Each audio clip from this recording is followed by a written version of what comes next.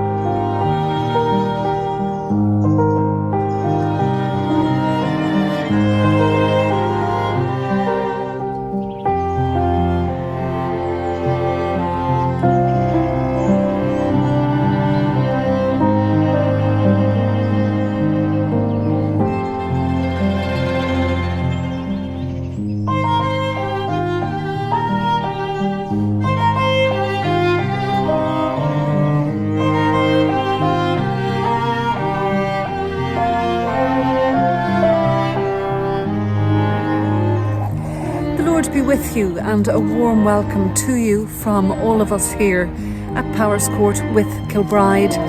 It's the 6th of February today, and in our Gospel reading, Jesus instructs Peter to put his boat out into deeper water and there to cast his nets.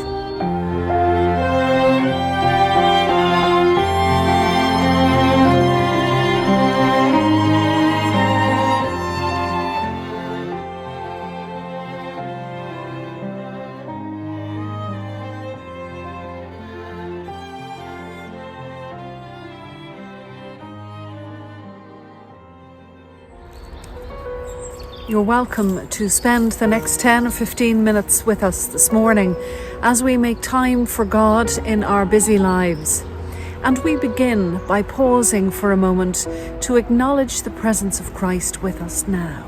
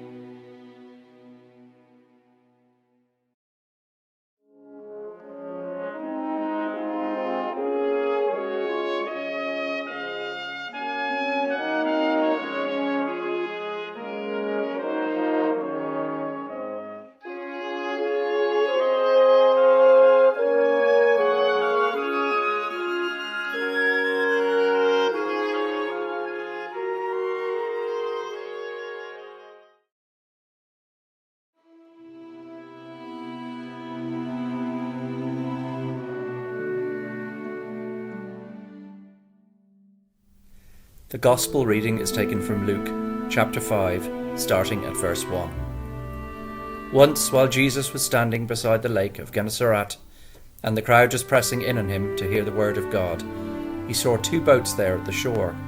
The fishermen had gone out of them and were washing the nets. He got into one of the boats, the one belonging to Simon, and asked him to put out a little way from the shore. Then he sat down and taught the crowds from the boat. When he had finished speaking, he said to Simon, "Put out into deep water and let down your nets for a catch." Simon answered, "Master, we have worked all night long, but have caught nothing. Yet if you say so, I will let down the nets." When they had done this, they caught so many fish that their nets were beginning to break. So they signaled to their partners in the other boat to come and help them, and they came and filled both boats, so that they began to sink. But when Simon Peter saw it, he fell down at Jesus' knees, saying, "Go away from me, Lord, for I am a sinful man." For he and all who were with him were amazed at the catch of fish that were taken. And so also were James and John, sons of Zebedee, who were partners with Simon. Then Jesus said to Simon, "Do not be afraid. From now on you will be catching people." When they had brought their boats to shore, they left everything and followed him. This is the word of the Lord.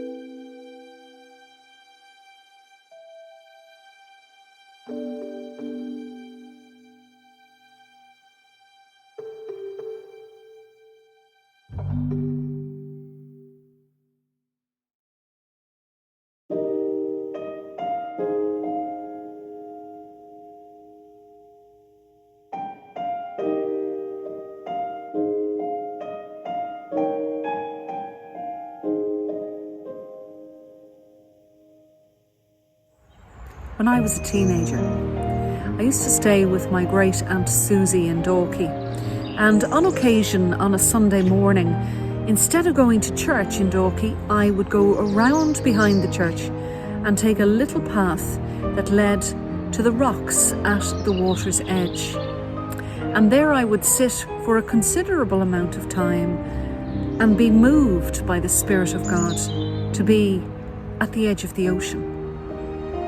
There is something about an ocean, we were commenting recently in one of our little groups, something about an ocean that really brings home to us the depth and the vastness of the divine.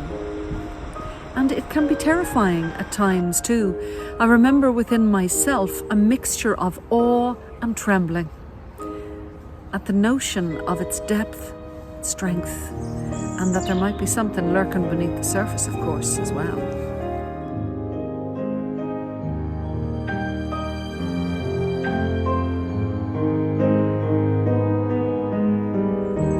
Metaphorically too, the ocean can stand for the different phases within our lives, and quite a lot of time we are in the safety of the harbour or indeed on the shoreline.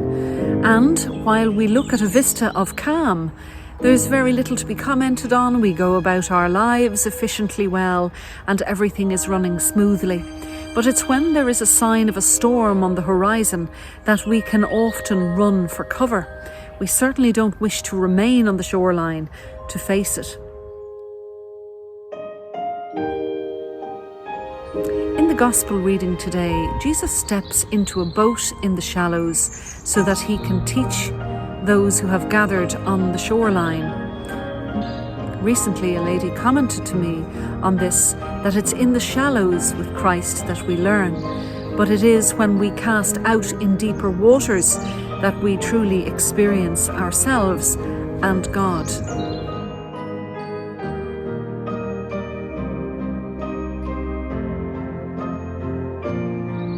It's no great surprise that the Christ challenges us to actually find ourselves as well as our God in all of life's experiences. But when it comes to finding yourself, we really do need to put out into deeper waters. We need to be able to sit with ourselves, to recognize that we are constantly changing on the surface, but there is a part of ourselves that is changeless. I would like to call it our eternal souls. And it's this eternal soul that is eternally connected with everybody else, because within that soul resides the particle, if you like, of the light of God. We have the presence of Christ within us at this level. But I suppose it's our journey to actually move from the shallows into that deeper water, to be able to meet ourselves, our true selves. one of the most valid sentences, which is made up of 3 words, deserves to become a mantra in our parish school, in our primary school, should I say. And it's the 3 words that say, "You are enough." It's a message that children need to hear from a very early age, and particularly when they're moving from primary into secondary school education. The knowledge that within themselves contains everything they need, the knowledge that even though they're different from other people, they do excel in certain things that make them who they are, and the person that they are is enough. If we're to challenge ourselves to cast out into deeper waters, to sit with ourselves, to look ourselves in the eye occasionally away from the distractions of the world, then we begin to know that true self that is entirely loved by the divine, because we are the daughters and sons of God. During our Lenten period, as we contemplate mental health, let's begin by sitting with ourselves, by knowing, as the children I am hoping are beginning to know, that we are fully accepted as we are. That's a really good place to start. When you start to face the things that possibly have held you and hurt you in your past life. The acceptance of God and the capacity to love us in those deeper waters that is shown to us by God is freedom within itself, and it is the beginning of life in abundance.